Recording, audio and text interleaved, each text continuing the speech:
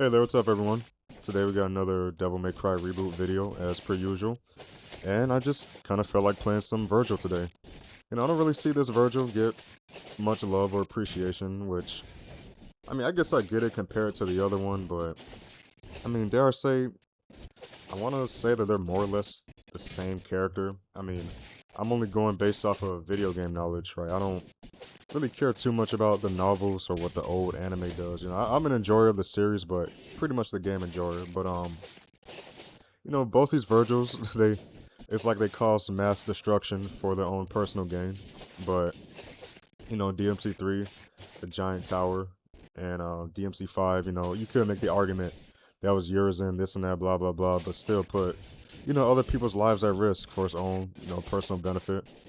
But I think I like Reboot Vergil a little bit more because I just like the whole dynamic of the brotherly love that him and Dante have, especially trying to get his memories back, right? To really to really show him hey man, I'm your brother, we gotta stick together, this and that. I thought that was pretty cool. I know in the original, there are obviously more rivals, the sibling rivalry, this and that. I know that's a pretty cool dynamic, but I think this is a nice change of pace or a nice perspective between the two.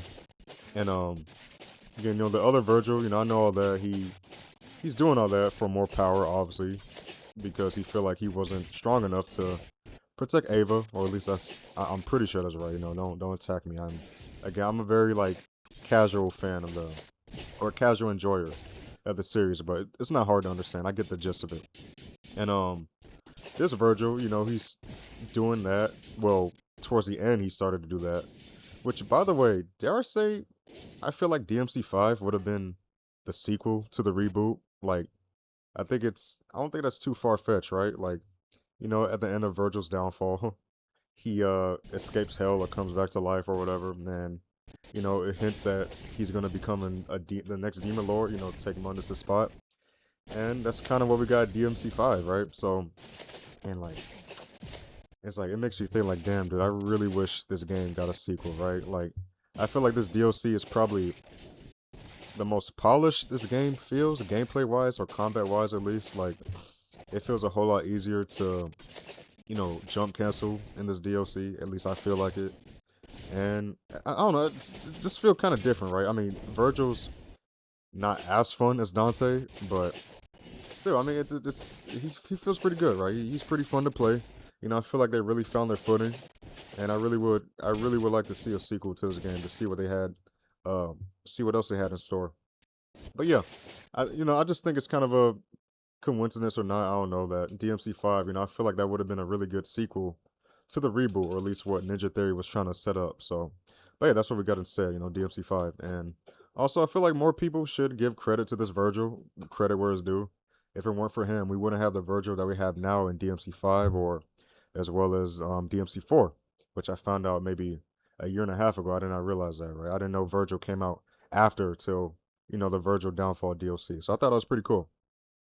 And I'm not the best with him at all, but I don't really play him as much. But, we're just going to do a showcase of him, see what Vergil got, see if I still got it. And yeah. Vergil, what is this place?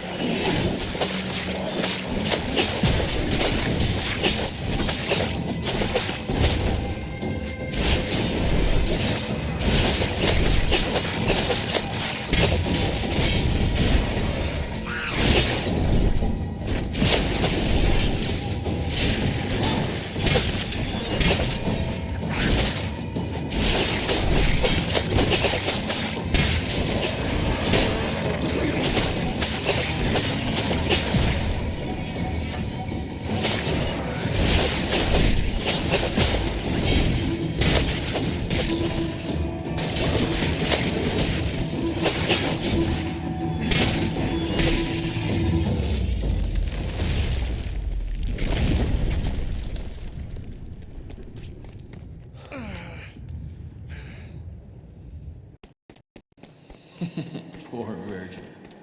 Are you lost? Damn you, Dante.